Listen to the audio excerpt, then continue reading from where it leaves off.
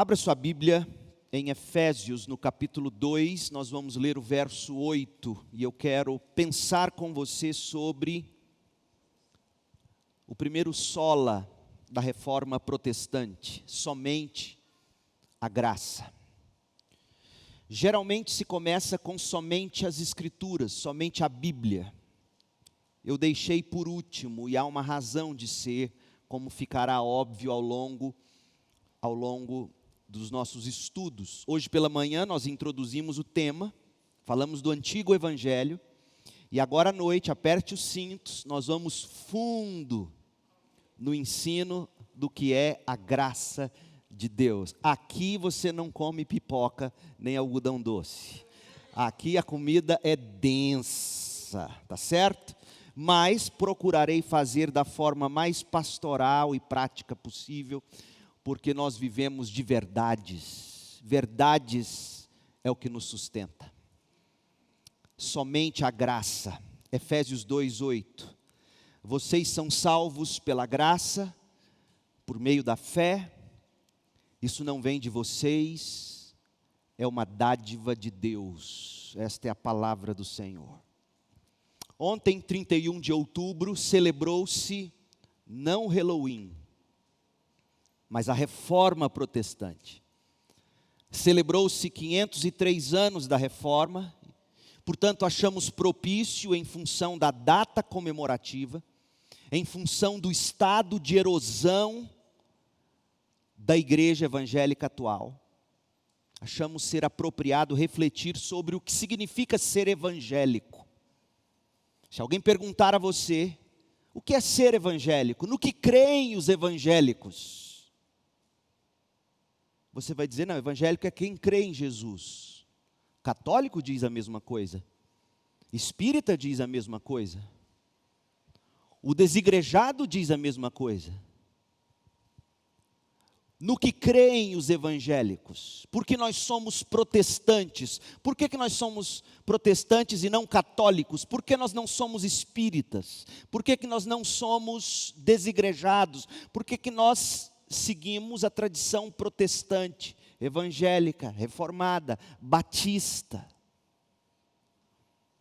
Em abril de 1996, 120 pastores e líderes e docentes evangélicos de igrejas e de organizações para-eclesiásticas se reuniram em um hotel no coração da Universidade de Cambridge, nos Estados Unidos, em Massachusetts.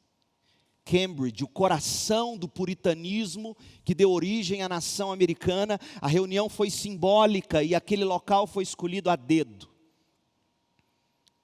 Em 1996, preocupados com a desconfiguração do movimento evangélico, eles decidiram convocar a igreja da América do Norte a se arrepender do mundanismo e buscar recuperar as doutrinas bíblicas apostólicas, porque somente essas doutrinas capacitam a igreja e somente essas doutrinas proporcionam integridade para o testemunho da igreja perante o mundo.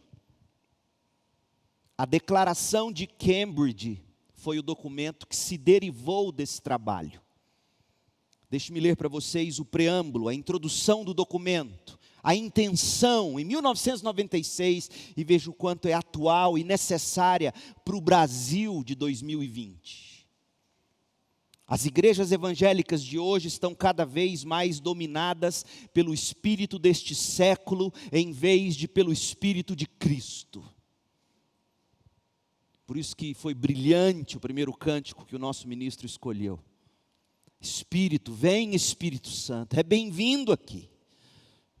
A igreja cada vez mais dominada pelo espírito desse século. Como evangélicos, nós nos convocamos a nos arrepender do pecado do mundanismo e a recuperar a fé cristã histórica.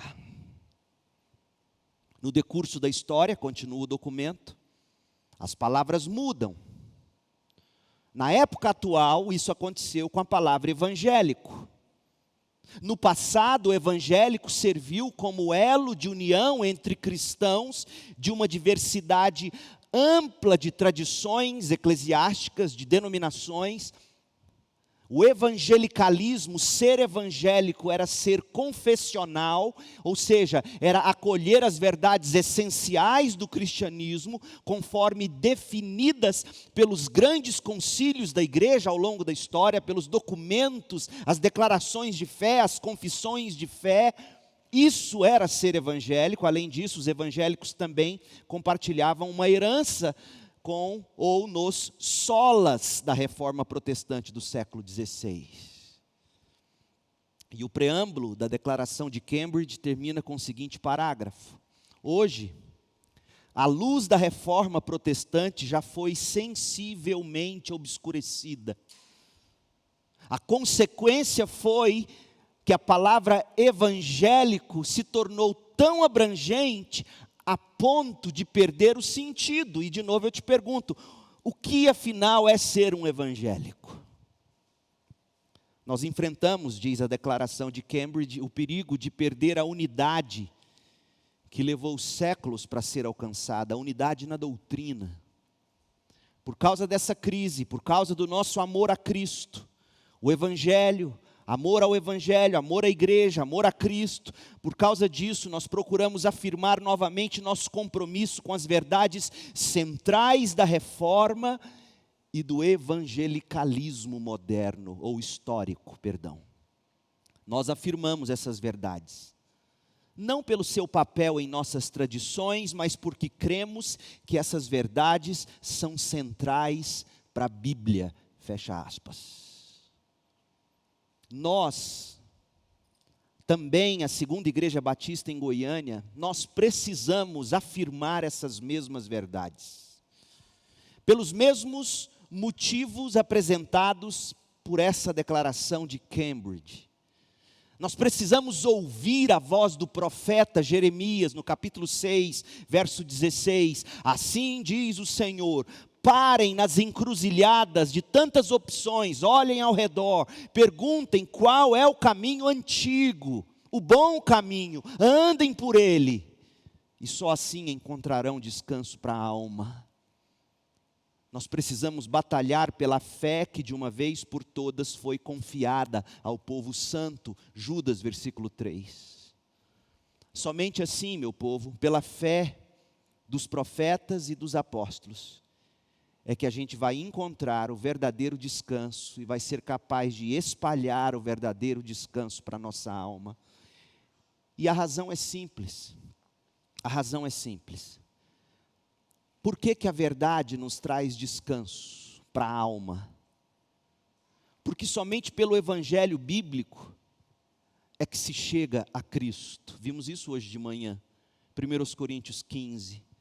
É somente pelo evangelho bíblico, tal como os apóstolos nos entregou, que se chega a Cristo. E Cristo é o maior bem do evangelho. E somente em Cristo a alma encontra descanso, como o próprio Cristo disse em Mateus 11, de 28 a 30. Venham a mim os que estão cansados e sobrecarregados, e eu, Cristo, lhes darei descanso. A verdade nos leva a Cristo. Cristo é a verdade, e em Cristo apenas a alma encontra descanso. Portanto, quando eu paro a série nos Salmos, a série no Evangelho de João, e trago essa dieta para a igreja ao longo do mês de novembro, o nosso propósito com a sã doutrina, a preocupação com a sã doutrina, não é que a gente possa criar uma congregação, uma igreja inchada de orgulho pelo conteúdo que tem, muito pelo contrário. Nosso propósito com a sã doutrina da reforma protestante não é outro, mas de desimpedir o caminho para que todos tenham acesso a Cristo e em Cristo achem descanso para a alma. Nós concluímos a mensagem de hoje de manhã, a primeira da série, afirmando os 5 solas da reforma protestante, e nós dissemos que eles são essenciais. Eles são a essência do que significa ser um cristão protestante, um cristão evangélico, um cristão reformado, como você preferir. Nós vimos que a grande questão que os reformadores buscaram responder e que a igreja evangélica atual não está buscando responder são as seguintes: como nós podemos nos tornar espiritualmente vivos, uma vez que por natureza estamos mortos no pecado? Como nós podemos reviver? A segunda grande questão para os reformadores: como nós saímos de debaixo da condenação de Deus, uma vez que sem Cristo nós já estamos condenados? São esses, meu povo, os dois grandes problemas da humanidade. Segundo um cristão protestante, segundo um cristão evangélico, raiz, as duas grandes questões, uma externamente o ser humano vive debaixo da ira de Deus, posto que pecou. Internamente o ser humano está morto e ele é incapaz de por si mesmo fazer as pazes com Deus. A igreja evangélica não está preocupada com isso hoje em dia. Nós vimos hoje pela manhã que o evangelho novo está preocupado em ajudar o ser humano a se sentir bem. E quando a igreja faz desse alvo o alvo principal, ela perde Cristo. Porque o ser humano verdadeiramente só irá se sentir bem no momento em que ele fizer as pazes com Deus por meio de Cristo. No momento que ele nascer de novo pelo Espírito. E é isso que o evangelho antigo se propõe a fazer. A reforma, ela reencontrou o tesouro escondido da igreja. Qual é o tesouro da igreja? O evangelho da glória e da graça de Deus, como disse Lutero, o capitão da reforma. Esse evangelho redescoberto é o que nos torna cristãos evangélicos.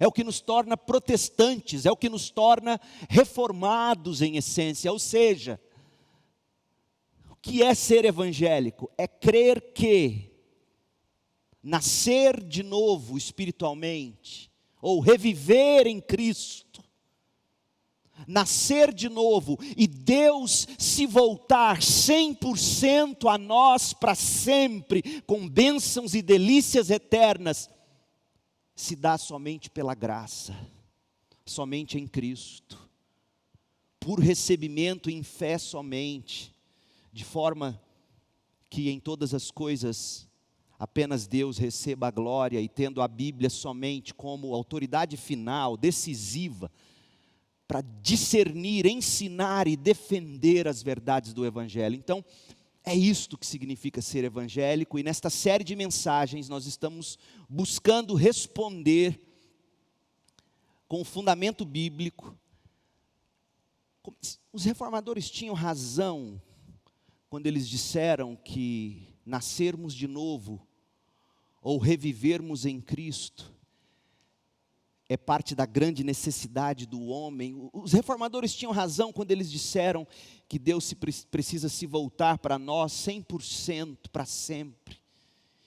E que essas duas coisas, o novo nascimento e a nossa justificação diante de Deus, se dá somente pela graça. Os reformadores tinham razão quando disseram isso. É o que investigaremos hoje à noite. Nenhuma doutrina revela mais a erosão do Evangelho do que o que fizeram com a doutrina da graça. Presta bem atenção no que eu vou te dizer, porque o que eu vou começar a te dizer agora é novidade talvez para a maioria. Não é que os evangélicos, ou mesmo a Igreja Católica Romana, negue a doutrina bíblica tão importante da graça de Deus. Evangélicos não negam a doutrina da graça, católicos não negam a doutrina da graça. Qual é o problema então? O problema é que apesar de afirmarem a doutrina da graça de Deus na teoria, muitos evangélicos e também os católicos rejeitam a doutrina da graça na prática. Como é a doutrina da graça para os católicos romanos? Entre nós protestantes, existe uma enorme incompreensão, ou mesmo distorção, do ensino da Igreja Católica Romana sobre a graça. Às vezes nós crentes dizemos que os católicos ensinam que nós somos salvos pelas obras. E os cristãos protestantes ensinam que nós somos salvos pela graça. Mas essa declaração, mesmo sendo comum, não é de todo verdadeira a respeito da Igreja Católica Romana. Católicos não ensinam que alguém é salvo pelas obras à parte da graça de Deus. De fato, os católicos ensinam que uma pessoa é salva pela graça de Deus. Aí você deve estar se perguntando, então, em que católicos se diferem dos protestantes? Onde está a linha que diferencia Roma da Reforma? A linha que divide está numa palavra: sola, somente. Os reformadores sustentavam que o pecador é salvo somente pela graça de Deus. Favor imerecido, somente por causa do favor imerecido, da graça. Essa doutrina significa que nada que o pecador fizer poderá trazer a ele o mérito para obter a graça de Deus. Isto é, o pecador, ele não coopera com Deus para merecer a graça da salvação. O pecador tampouco coopera com Deus para obter a salvação. A salvação do começo ao fim é dom soberano de Deus para indignos e não merecedores pecadores que todos somos.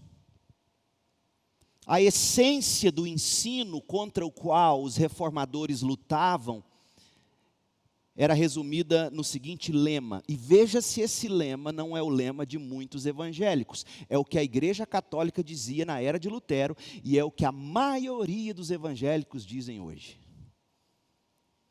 Por isso que eu digo que nós somos uns evangélicos com alma católica medieval, isso é terrível. Qual era o moto? Qual era o lema? Era o seguinte: aqueles que fazem o que lhes é possível fazer, Deus não negará sua graça. Sou evangélico. Vou repetir. Aqueles que fazem o que lhes é possível fazer, Deus não negará sua graça. Parece um evangélico contemporâneo falando. A graça na mente medieval era semelhante a uma substância colocada, infundida, despejada nos crentes. A graça era como se fosse um pó mágico. Essa é a expressão que os teólogos usam. A graça para os católicos da era medieval é como se a graça fosse um pó mágico, capaz de transformá-los à medida que eles cooperam com a graça. O crente comum poderia fazer uso de um pouco da graça, mas aquele crente devoto, verdadeiro, o bom católico, além de conservar essa graça, ele poderia fazer grande uso dela pelo zelo pessoal extraordinário e por meio de técnicas espirituais. Responda para mim, no que isso difere dos evangélicos contemporâneos? Portanto, para o católico medieval, zelo, obras, técnicas espirituais, ao mesmo tempo que evocavam para o fiel a graça de Deus, fazia o fiel cooperar com a graça de Deus para a salvação. Assim se cria, e contra isso lutaram os reformadores. A doutrina da graça para os evangélicos contemporâneos. Antes, meu povo, de nós corrermos para tirar o cisco do olho dos católicos, nós evangélicos precisamos primeiramente nos apressar em livrar do nosso olho o tronco. Nós temos que tirar o tronco do nosso olho antes de nos apressarmos para tirar o cisco do olho dos católicos. Por quê? Porque somente então nós vamos ser capazes de ver o suficiente para aí sim tirar o cisco do olho de um católico. Nós não podemos ser hipócritas, como Jesus nos advertiu em Mateus 7, de 3 a 5. Por que eu estou dizendo isso? Porque assim como Roma acreditava na graça e ainda acredita, evangélicos igualmente acreditam. De fato, a Igreja Católica Romana insistia e insiste que sem a graça ninguém pode ser salvo. Só que, conforme nós já dissemos, a graça era o tipo de um pó mágico que ajudava a pessoa que toma uma iniciativa a fazer o resto. Sou ou não sou evangélico? Pergunta: no que isso se difere da crença de grande parte dos evangélicos contemporâneos? Gente, quando nós olhamos para o cenário evangélico atual, a gente fica com a impressão de que firmemente se crê que os seres humanos são essencialmente bons. O mal deve ser atribuído às forças impessoais, estruturas corrompidas de poder, instituições de alguma forma malignas e até as ações do diabo. Não, o ser humano é bom, quem o corrompe é o diabo, quem o corrompe são as instituições, quem o corrompe é tudo outra coisa. Tem muito crente acreditando nisso, como se cria na Igreja Católica medieval. Desse modo, a doutrina da graça, que é a essência do Evangelho de Cristo, perde completamente o seu sentido e mesmo a sua utilidade. Meu povo, durante séculos isso tem sido chamado, tem um nome essa heresia, crida hoje pelos evangélicos. Essa heresia até os católicos romanos condenaram. Sabe como é que chamava essa heresia? Pelagianismo. Pelagianismo. O que foi o pelagianismo? Foi um conceito teológico que negou o pecado original. Eu já escutei da boca de membro de igreja batista dizendo que não acredita que uma criança nasce pecadora. O pelagianismo foi um conceito teológico que negou o pecado original, negou a corrupção da natureza humana, negou o que os teólogos chamam de servo-arbítrio. O que é o servo-arbítrio? É a vontade humana naturalmente cativa pelo pecado, ou cativa ao pecado, escrava do pecado. O bem que eu quero fazer eu não consigo, diz Paulo. O pelagianismo nega isso. Portanto, se ele nega o pecado original, se ele nega a corrupção da natureza humana, se ele nega a escravidão da vontade pelo pecado, eu te pergunto, para que serve a graça? A graça serve para te fazer ter uma vida melhor. Na era medieval, uma vida melhor no céu, você teria um espaço melhor no céu. Na era contemporânea, entre evangélicos, para você ter bênçãos na terra. Evangélicos, tire o tronco do olho, antes de querer tirar o cisco do olho dos católicos. Nós temos muito do que nos envergonhar em termos de sermos pelagianos. O termo é derivado de um homem chamado Pelágio da Bretanha. Foi um forte debatedor de Agostinho no século V. Os reformadores, pasmem, não acusaram a Igreja Católica Romana de pelagianismo. Por quê? Porque a própria Igreja Católica condenou o pelagianismo no Concílio de Éfeso, entre os anos 414 e 418 depois de Cristo. Só que teve um problema. Por mais que eles tenham negado e dito que é heresia, líderes eclesiásticos medievais já tinham alertado para a infiltração de um pelagianismo progressivo dentro da igreja. O mesmo se dá hoje entre evangélicos e eu vou te mostrar daqui a pouco. O que os reformadores oficialmente condenaram não foi o pelagianismo. Porque, em teoria, o pelagianismo era condenado pelos católicos, apesar de ter seus tentáculos lá dentro. O que os reformadores condenaram na Igreja Católica Romana foi o semi-pelagianismo. Semi-pelagianismo.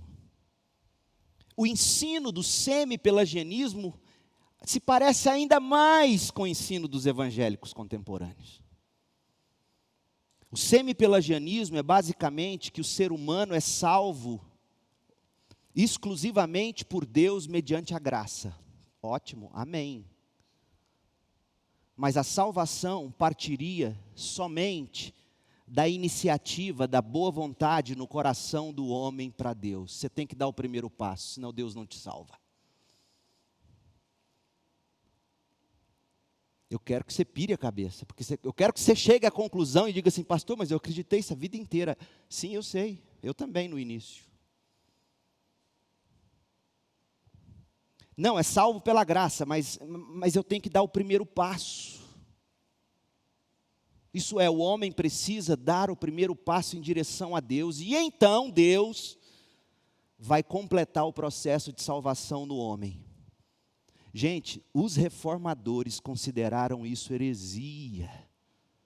A própria Igreja Católica Romana, pasme, isso é documento histórico. A própria Igreja Católica Romana, no Concílio de Orange, na cidade da França, em 441 depois de Cristo, depois em 529 depois de Cristo, condenou na prática, ou na teoria, perdão, o semi-pelagianismo. Mas ele já estava dentro da igreja. Se você falar para um evangélico que ele é pelagiano ou semi-pelagiano, ele vai dizer: que é isso? De jeito nenhum. Em teoria ou não é? Mas na prática é. Porque qual é o evangélico que não acredita que Deus ajuda sim, Deus salva sim pela graça, mas você tem que dar o primeiro passo? Não se revele não, pelo amor de Deus. O semi-pelagianismo deriva do pelagianismo, e mesmo que tenha sido oficialmente rejeitado, ele estava impregnado na Igreja Católica Romana e está hoje entre nós evangélicos. Calma que eu vou chegar na Bíblia. Os reformadores, em contrapartida, diziam que a graça não é uma substância que Deus nos dá para a gente viver uma vida melhor.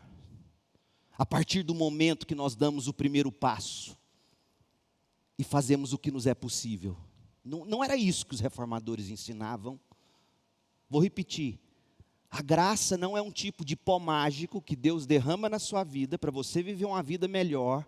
A partir do momento que você dá um primeiro passo, ou a partir do momento que você faz aquilo que você consegue fazer. Aí sim você recebe o pó do piripimpim. Lembra do sítio do Pica-Pau Amarelo? Não é isso graça, segundo as Escrituras. A graça, diziam os reformadores, é uma atitude de Deus em relação a nós, aceitando-nos como justos por causa da santidade de Cristo, e não nossa. Além do que, Deus é quem coloca em nós o desejo e a capacidade para dar o primeiro passo. Filipenses 2:13, ou não é isso que a Bíblia diz? Quem é que coloca em você o querer? Deus. Quem é que dá a você a condição de dar o primeiro passo que você quis, porque Deus colocou? Deus. Filipenses 2:13, você não precisa saber grego, você não precisa saber hebraico, você precisa saber ler. E se não sabe ler, ouvir. É Deus quem opera o querer e o realizar. Mas de onde vem a ideia que eu tenho que dar o primeiro passo? Pelagianismo, semi-pelagianismo. É Deus quem começa e termina a obra de salvação no pecador. Filipenses 1:6, aquele que começou a boa obra vai terminá-la. Romanos 8, de 29 a 30, aos que de antemão escolheu, predestinou, justificou, Ele vai glorificar, é Ele quem começa, é Ele quem termina. Isso sim é graça. Pergunta: quanto do evangelicalismo brasileiro não se parece com o semi-pelagianismo, para nossa vergonha? Gente, é a cara do semi-pelagianismo que os reformadores combateram. Quantas não são as pregações de púlpitos evangélicos que soam exatamente como o moto da igreja medieval, contra o qual lutou Lutero e a Reforma? Quantos púlpitos evangélicos não estão neste momento, para nossa desgraça, dizendo: Deus não vai negar a sua graça a você, faça o que lhe é possível. É no mínimo desonestidade, porque é impossível alguém dar um primeiro passo. Sim, Jesus diz, aquele que vem a mim, de maneira nenhuma o Pai lança fora. Mas no mesmo texto e contexto, Jesus diz, aqueles que o Pai me dá, esses virão a mim. E os que vêm a mim, de maneira nenhuma eu lanço fora. Te pergunto, quem começou? Você não precisa saber grego, você precisa ter um coração humilde para dizer, Deus iniciou, e se Deus não tivesse iniciado, eu estaria muito bem, obrigado, nos meus pecados. Quantas não são as mensagens semipelagianas, contra as quais a reforma protestante lutou, pregadas ainda hoje em igrejas evangélicas, ou por mensageiros do evangelho, e que soam mais ou menos assim, você tem que querer, você tem que tomar uma decisão. Ora, o que dizer de Romanos 9,16? O que dizer do que Paulo escreveu em Romanos 9,16? Portanto, a misericórdia, a graça, depende apenas de Deus e não de nosso desejo e de nossos esforços. Amém. Sabe por quê que é bom saber disso? Porque nosso desejo nunca seria para Deus, nossos esforços nunca seriam na direção de Deus, se Deus, por graça, não iniciasse em nós o querer e não desse para nós a condição. Então, não depende do nosso primeiro passo. Isso te dá até mais força para orar. Ó Deus, se o Senhor não agir na vida do meu filho, se o Senhor não mudar o coração dele, ele não vai te desejar. Ó Deus, vá lá como um cão perdigueiro e traga esse menino para o Senhor. Ó Deus, em nome de Jesus. Como um calvinista sabe orar. Quando ele ora, infelizmente. Porque ele se esquece que os meios de Deus realizar o que ele predestinou não podem ser ignorados. A pregação e a oração. A graça não depende do desejo, nem do esforço ou da decisão do homem, mas da pura e simples misericórdia, iniciativa de Deus. É Deus mesmo quem escolhe ter misericórdia de alguns e endurece o coração de outros. Romanos 9,18. E nós, meros humanos, a nós não nos compete discutir com Deus sobre a forma como Ele escolhe agir para revelar a própria glória dEle na salvação e na condenação. Romanos 9, de 20 a 24. Outra coisa, quantos evangélicos não andam dizendo por aí que a graça de Deus é para nos reafirmar, é para nos fazer sentir amado, como se o amor de Deus por mim fosse a maior verdade do universo. Não. A maior verdade do universo é que Ele tem amor pelo seu Filho amado Jesus Cristo. E esse amor pelo Filho transborda em amor por mim, por você. A reforma protestante, no entanto, insistia no conceito teocêntrico que exalta a glória de Deus, a glória da soberana graça de Deus. Efésios 1, verso 6. Deus assim o fez para o louvor de sua graça gloriosa, que Ele derramou sobre nós, através do seu Filho amado. Está vendo? O amor de Deus pelo Filho Jesus Cristo se transborda em amor por nós. Essa é a maior verdade do universo. Esse é o meu Filho amado, Jesus Cristo, em quem minha alma tem prazer. Portanto, não é somente Roma, não é somente o ensino da Igreja Católica Romana que precisam ser rejeitados, e nós evangélicos precisamos ser humildes para reconhecer que existe heresia nos nossos arraiais.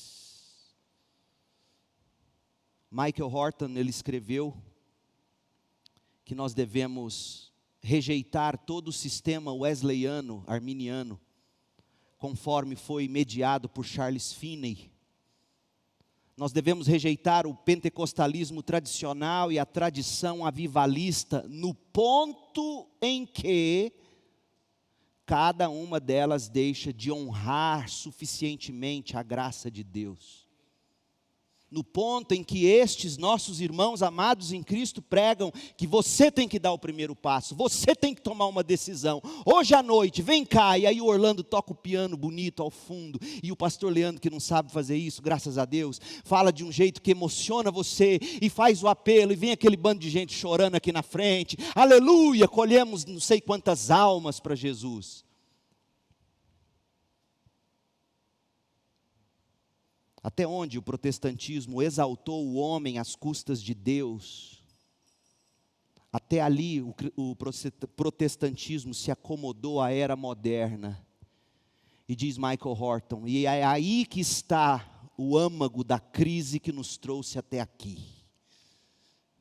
Exaltamos o ser humano às custas da soberana graça de Deus. Meu povo, se você pensa que o semi-pelagianismo, que fala da necessidade da iniciativa do homem, contribuindo com a graça, para a salvação, se você acha que isso não atingiu, inclusive os batistas brasileiros, é porque você não conhece a nossa história. Deixe-me resumir para você. Os primeiros pais missionários batistas que chegaram aqui oficialmente, aos quais nós somos eternamente gratos, foram os missionários William Buck Bagby, sua esposa, e Taylor com a esposa dele. E uma das primeiras coisas que Taylor fez quando ele chegou ao Brasil, lá no final do século XIX, foi traduzir para o português uma declaração doutrinária, que serviu como declaração doutrinária dos batistas até 1980. Nossa igreja, organizada em 1944, foi organizada em cima dos 18 artigos que os Bagbys e os Taylors, na tradição reformada, trouxeram para o Brasil. E eu quero te mostrar como que o semi-pelagianismo entrou na nossa declaração de fé atual. São documentos. Olha como dizia o artigo 7 da declaração doutrinária que foi vigente até 1980, sobre a graça e a regeneração. Dizia assim, abre aspas, cremos, os batistas até 1980, cremos que a fim de serem salvos, os pecadores devem ser regenerados, nascidos de novo. Que a regeneração consiste em dar uma disposição santa à mente. Que a regeneração é efetuada de uma maneira acima da nossa compreensão pelo poder do Espírito Santo, em conexão com a verdade divina, de maneira a assegurar nossa obediência voluntária. Sim, eu obedeço, eu arrependo, eu creio voluntariamente. Mas a regeneração produziu isso em mim. E aí a nossa declaração até 1980 completa. A evidência de que houve regeneração aparece nos santos frutos do arrependimento, fé e novidade de vida. Nossa declaração dizia assim: a prova de que o Leandro foi regenerado é que ele se arrependeu, creu e está vivendo vida nova em Cristo. Ou seja, a regeneração, o novo nascimento iniciava. E eu respondia com arrependimento, fé e novidade de vida. Ocorre que a partir de 1979, e eu tenho certeza, eu pedi para o Júnior e a Laisa levantar as atas para mim da CBB, da Convenção Batista Brasileira. Eu quero entender por que a partir de 1979, a nossa convenção resolveu criar um conselho que fosse rever nossa declaração. E eu creio que é por causa daquele movimento todo de cruzada evangelística, de Billy Graham, bem intencionado, mas influenciado pelo movimento de Charles Finney, que dizia o seguinte: Deus vai agir, mas você tem que dar o primeiro passo. Aí eles trabalharam, e a partir de 1985, para nossa tristeza, a nossa declaração mudou. E eis o que ela diz, e eu mostro para você a contradição dela. Artigo 5º da declaração atual, parágrafo 2º, salvação. A regeneração é o ato inicial da salvação. Amém. em que Deus faz nascer de novo o pecador perdido, fazendo dele uma nova criatura em Cristo, é obra do Espírito Santo, amém? Ué, pastor, onde está o problema? O problema está no inciso primeiro. O inciso primeiro diz assim: há duas condições para o pecador ser regenerado. Misericórdia. Duas condições: arrependimento e fé. O arrependimento implica mudança radical do homem interior. Espera aí, você consegue promover mudança radical interiormente? Você não consegue, nem eu. A fé, a confiança e a aceitação de Jesus Cristo como Salvador. Ora, é impossível ao homem, a parte da iniciativa da graça de Deus, posto que é o Espírito Santo mesmo que convence o homem do pecado. João 16, 8. A fé não vem de nós, é dom de Deus. Efésios 2, 8. Portanto, é por isso que eu prefiro dizer com a nossa primeira declaração de fé, a evidência apropriada da regeneração efetuada por iniciativa da graça pelo Espírito Santo, aparecem na forma dos frutos de arrependimento, fé e novidade de vida. Deus regenera o Leandro responde com arrependimento, fé e novidade de vida. Sim, o pecador tem que tomar uma decisão, ele precisa se arrepender do pecado, ele precisa crer para a salvação voluntariamente, mas tudo isso é Deus mesmo quem graciosamente opera em nós, do começo ao fim. Como é que um pastor faz apelo crendo em tudo isso? Ele prega o Evangelho, e não há problema algum em ele dizer: você reconhece que você é pecador à parte de Cristo? Arrependa-se e creia em Jesus. E se houver ali arrependimento, crença e conversão, foi porque Deus promoveu tudo isso. Eu não subo a esse púlpito certo de que algum de vocês vai ter que dar o primeiro passo para Deus poder agir com graça. Primeiro, que não é bíblico. Segundo, que na prática isso se prova impossível. Agora, eu subo ao púlpito certo de que Deus tem suas ovelhas, e que quando o Evangelho é pregado, elas ouvem a voz do bom pastor Cristo pela pregação. A fé vem pelo ouvir a palavra de Deus, e no momento em que ela ouve, o Espírito Santo mesmo regenera, coloca ali arrependimento, convicção de pecado, fé, aí sim, iniciado pela graça, ele dá o passo de arrependimento e fé. Foi assim que você nasceu de novo, e eu também. Ninguém vai chegar no céu e vai dizer assim: Deus, obrigado, porque aquele dia eu dei um primeiro passo, e o Senhor me salvou. Não. Você vai chegar lá, e eu vou chegar lá, e você vai dizer: Deus, obrigado, porque o Senhor me resgatou. A confiança demasiadamente infundada na capacidade do homem, de onde vem isso? De onde vem essa confiança exacerbada de que o homem sempre consegue dar um primeiro passo? Isso vem do próprio pecado. O pecado nos torna orgulhosos, porque se tem algo que a doutrina da eleição faz, é nos desesperar. Meu Deus, será que eu sou eleito? Eu te digo com todo amor, só de você ter essa preocupação já é um grande indício, porque um ímpio não está nem aí para isso. Nem aí para isso. Um eleito de Deus não. Ele se preocupa. Ele quer ouvir a voz do Espírito. Ele se arrepende do que fez. Ele busca com fé a novidade de vida. Mas essa confiança exacerbada de que a graça de Deus coopera com o meu primeiro passo, isso não é um pecado só de católicos. A graça de Deus coopera com minhas boas obras.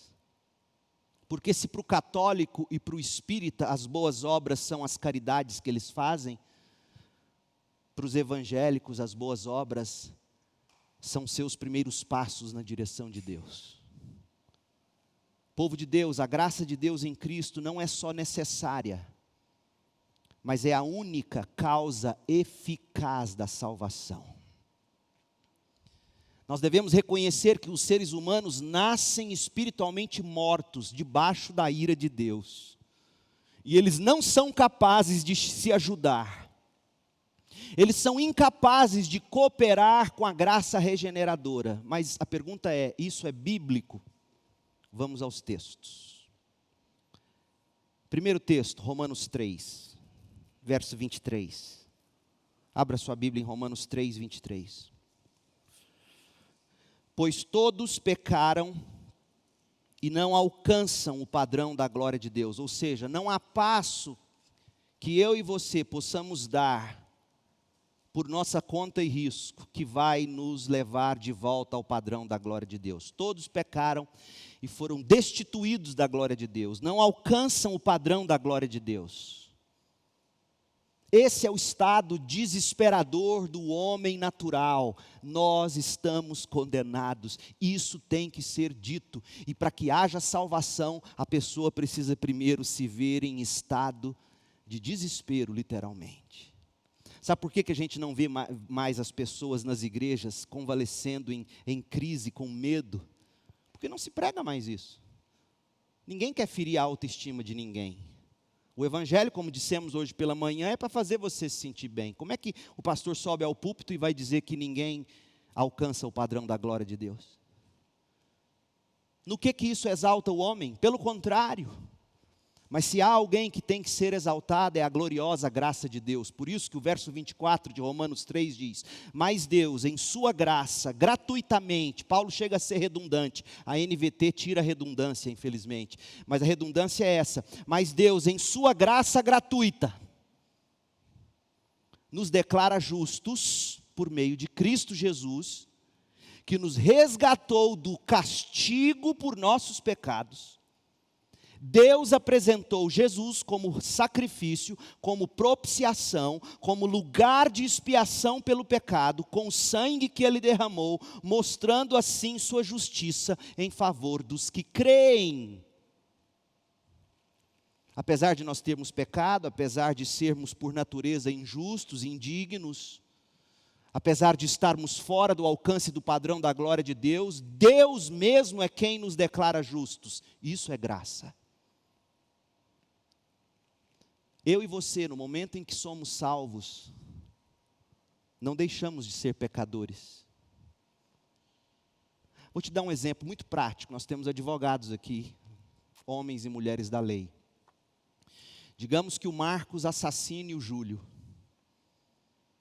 certo? O Marcos vai preso, cumpre a pena. Tendo cumprido a pena, ele deixa a prisão. Ele deixou de ser um assassino? Não, ele vai carregar para sempre essa marca.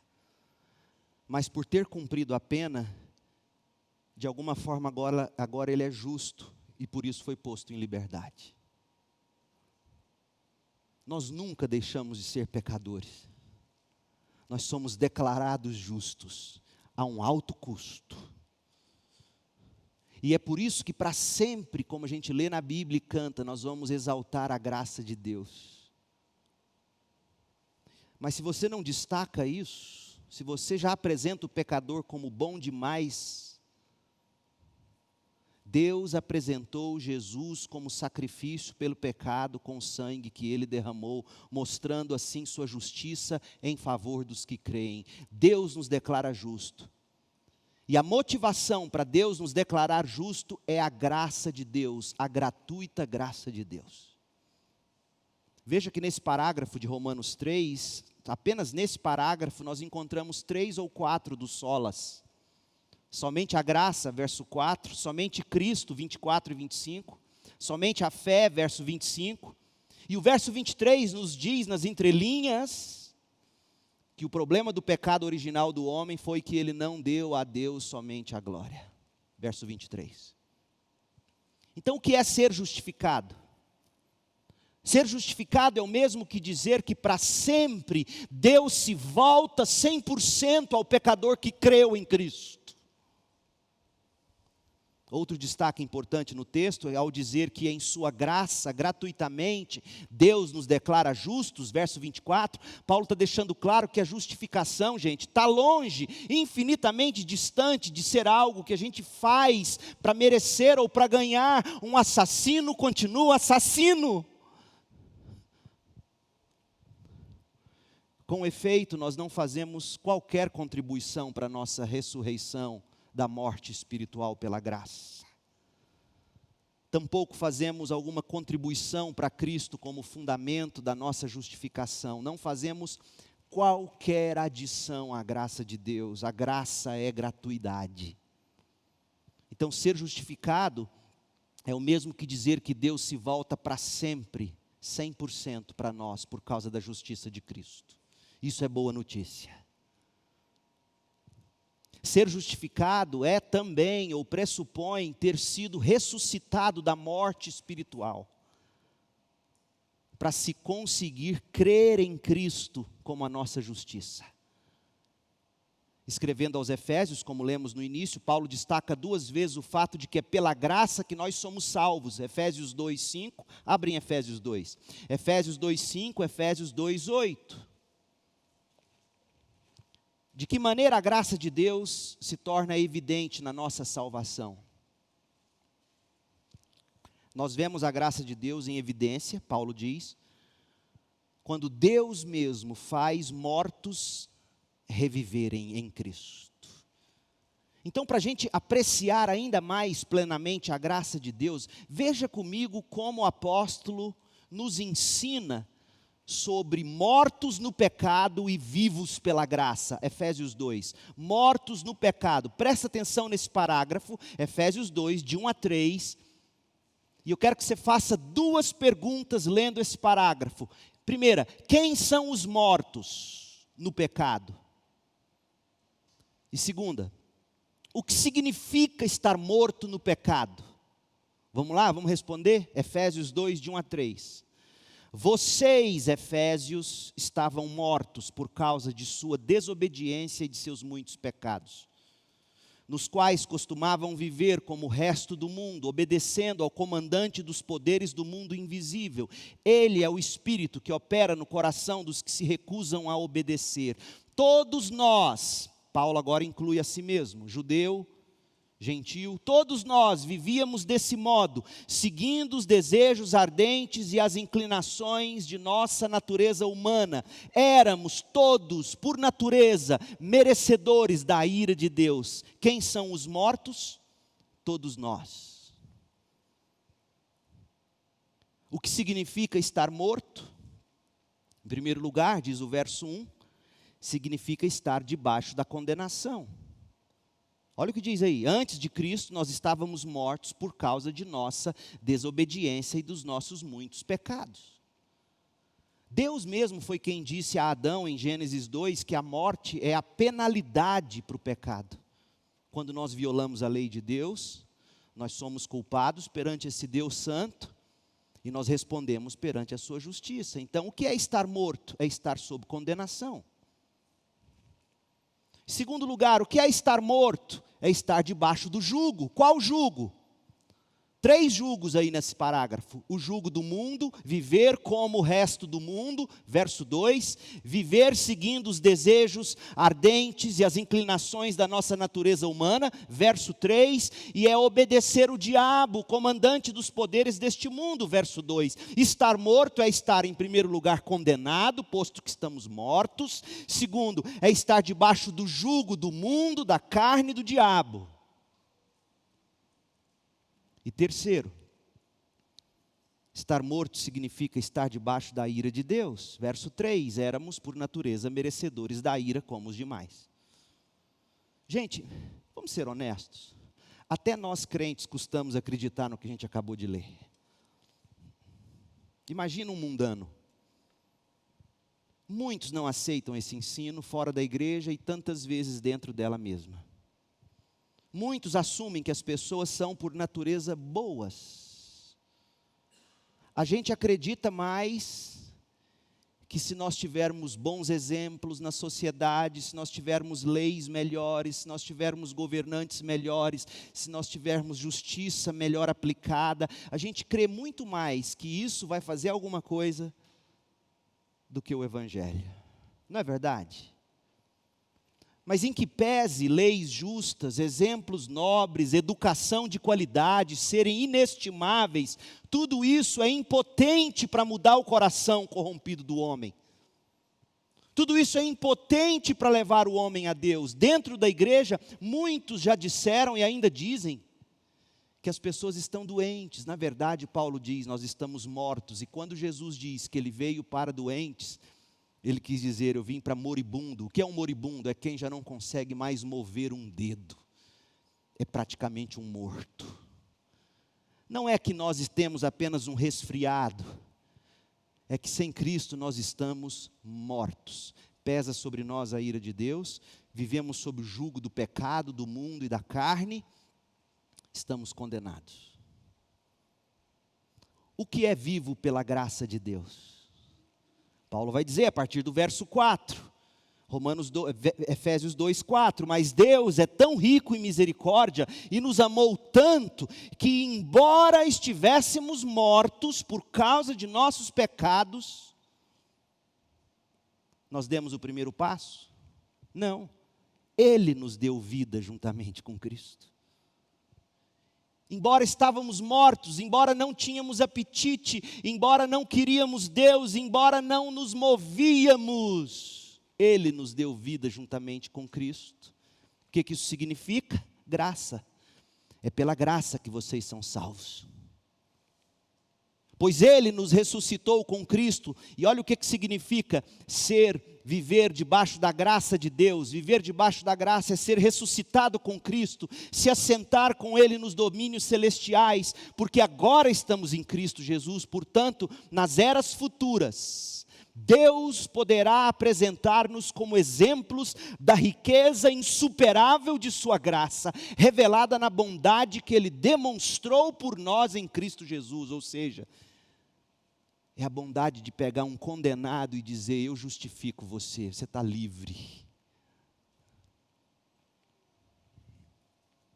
Vocês são salvos, e ele repete, verso 8, vocês são salvos pela graça, sim, por meio da fé, mas isso não vem de vocês, é dom de Deus. Não é uma recompensa pela prática das boas obras, não é uma recompensa porque você deu um primeiro passo.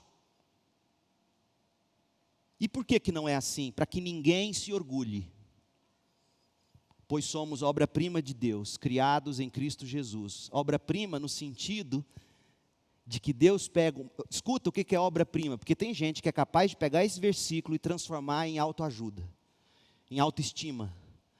Eu sou a obra perfeita de Deus. Não, o que ele está fazendo é o seguinte, Deus pegou um morto, já viu um morto bonito? A gente às vezes sai de sepultamento e ouve, nossa, estava tão bonito, né? Não tem bonito, não tem morto bonito, é tudo feio, é tudo horroroso, sem apetite por Deus, e Deus faz reviver, e Deus começa uma obra de novidade de vida. Essa é a obra-prima.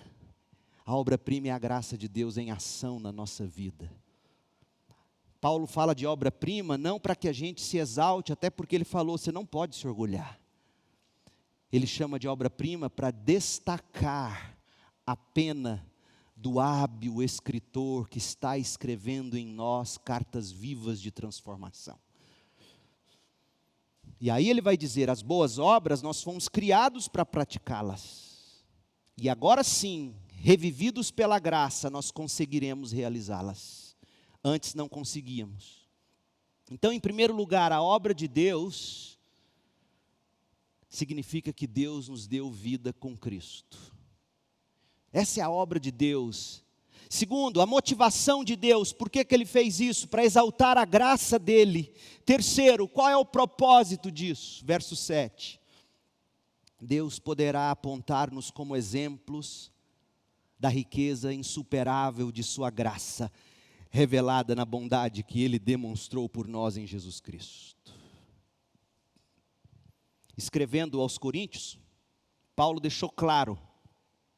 Abra lá para você ver, 1 Coríntios 15, 10. Paulo deixou claro que não apenas a nossa salvação, mas a nossa santificação é obra da graça de Deus. 1 Coríntios 15, 10.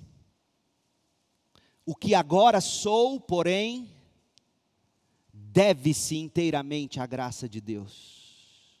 A graça que Deus demonstrou sobre mim e que não foi inútil. O que eu sou deve-se à graça. Paulo não atribui aqui qualquer outra coisa. Paulo não atribui a sua força de vontade, mais a graça. Sua decisão, mais a graça. A graça me reviveu. A graça me deu fé. A graça me fez arrepender. A graça está fazendo uma obra-prima em mim. Agora sim, eu trabalho com mais dedicação do que qualquer outro apóstolo. No entanto, não fui eu, mas Deus, em graça, operando por meu intermédio. Que coisa linda. O que somos ou o que fazemos não faz por merecer a graça, é o inverso. Nós nos tornamos o que somos, devido inteiramente à graça que Deus derrama sobre nós. Isso é o que significa somente a graça.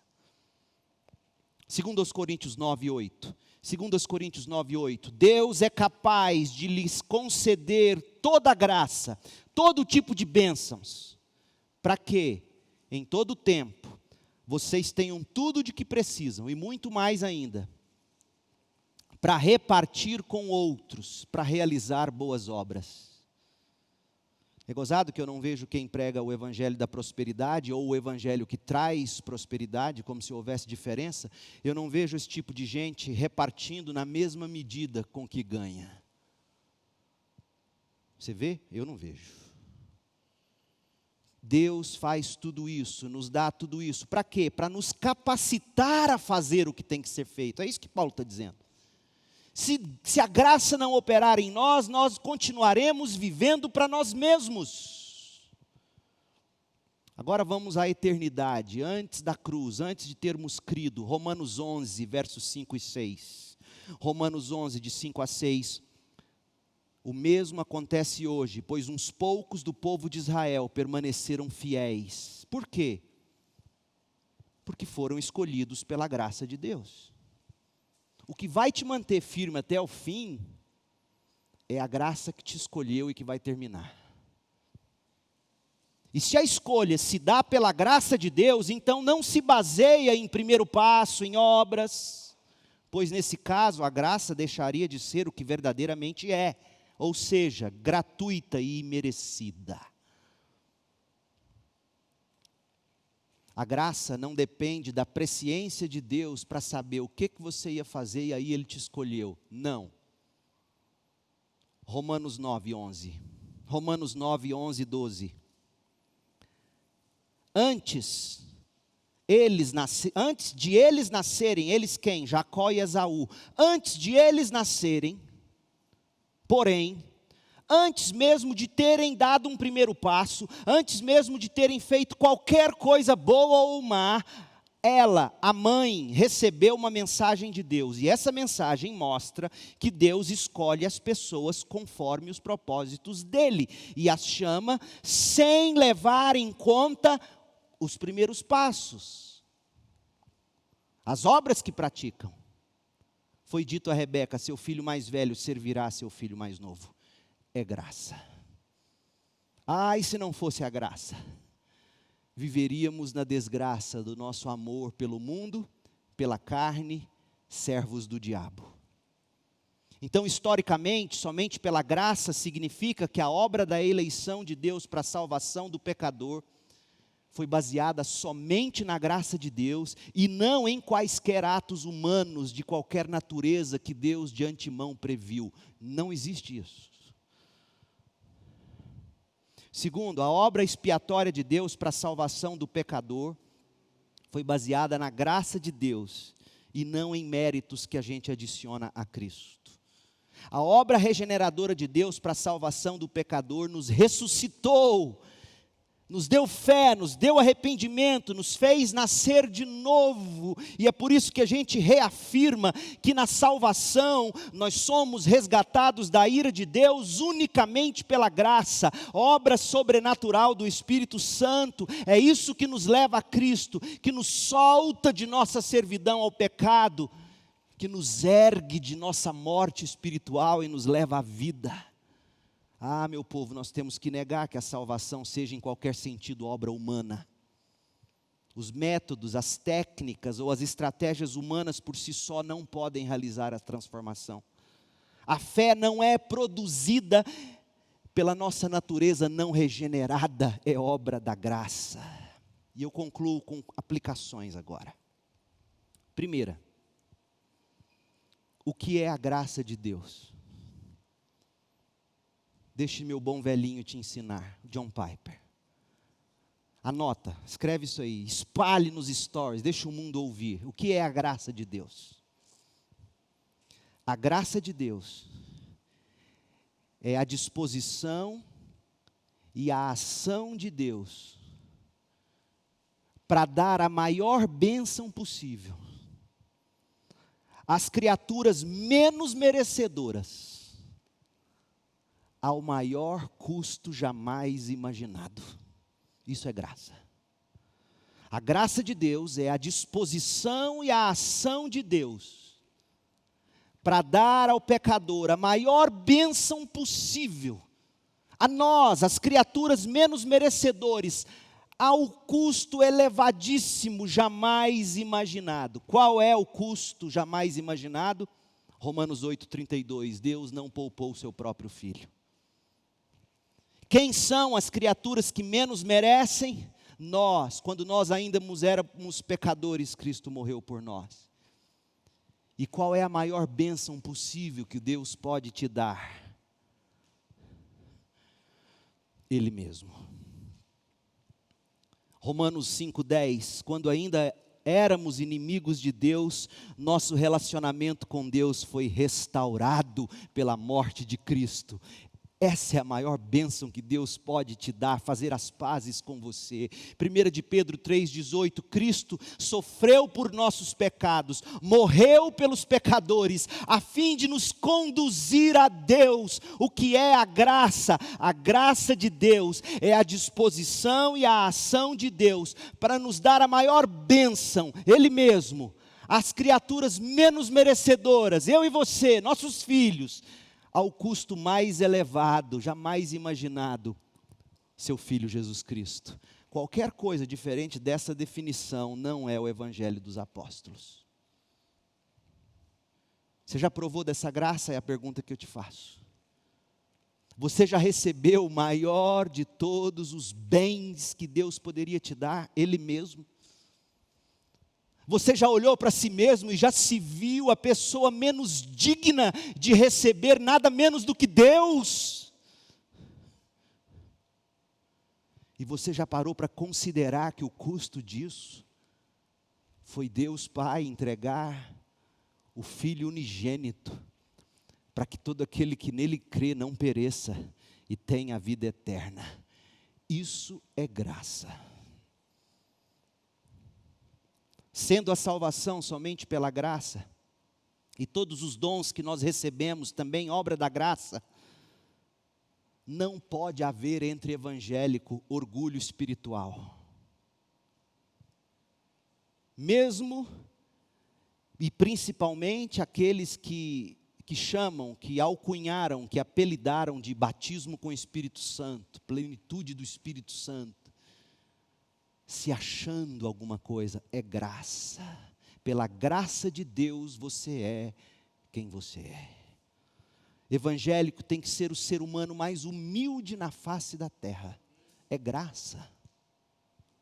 Sendo a salvação somente pela graça do início ao fim, não poderá jamais haver qualquer atitude de superioridade por parte de evangélicos quando lidando com quem não é evangélico.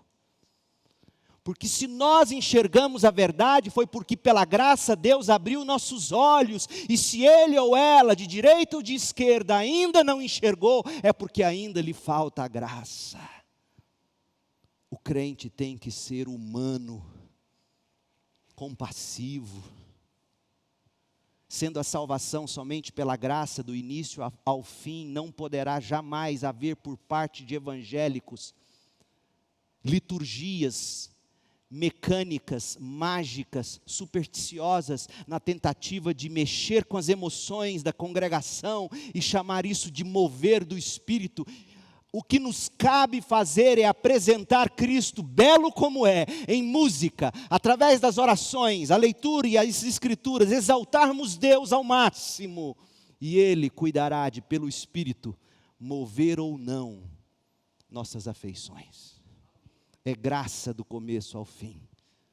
Portanto, somente pela graça, nos torna um povo humilde, dependente de Deus, deveria nos fazer orar mais, deveria nos fazer pregar mais, deveria nos fazer ser maiores discipuladores. Sabemos que pela graça nós fomos chamados para as boas obras, certos de que tudo depende de Deus. Somente pela graça faz-nos andar longe de abraçar uma vida de libertinagem. Já que é tudo graça, eu vou pecar. Não. E eu termino com a estrofe de um hino de Isaac Watts, escrito em 1707. Ele capturou muito bem como uma vida que foi alvo da graça enxerga o seu existir.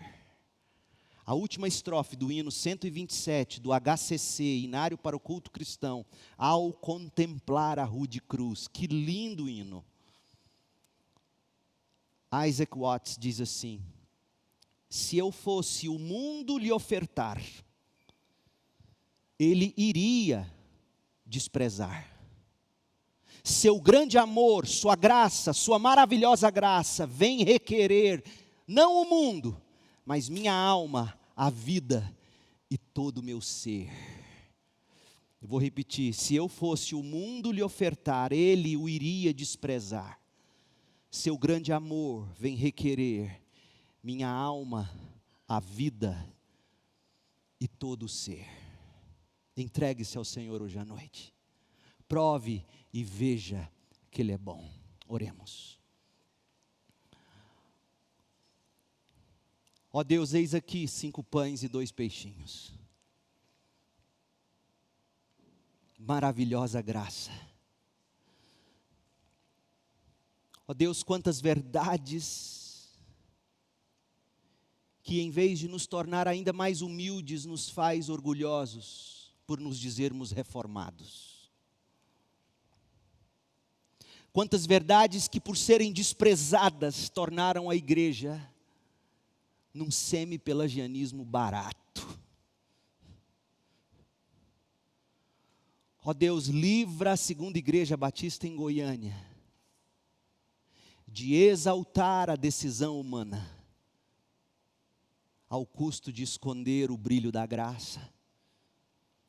Faça de nós homens e mulheres que dependem da graça, para ver pecadores se arrepender ao pregarmos para eles, ao falarmos de Jesus para eles, ao evangelizarmos, ao discipularmos. Ó Deus, que possamos exaltar essa maravilhosa graça que começa e termina todas as coisas.